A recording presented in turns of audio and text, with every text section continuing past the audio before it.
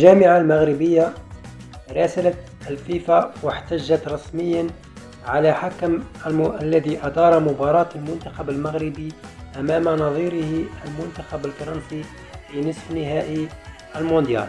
الجامعة المغربية خرجت في بيان رسمي على كل مواقعها الرسمية على فيسبوك وتويتر تدين بشدة غرفة الفار وأيضا حكم المباراة الذي أدار اللقاء، وتقول في بيانها بأنه تم التغاضي والتفاني عن ضربتي جزاء كانت قادرة على تغيير مسار اللقاء، وأن الحكم كان خارج الإطار. أترك لكم رابط البيان، شاهدوه، ستجدونه في أسفل الفيديو في خانة الوصف. وفي الأخير أدعوكم للاشتراك في القناة وتفعيل زر الجرس لتصلكم كل الأخبار.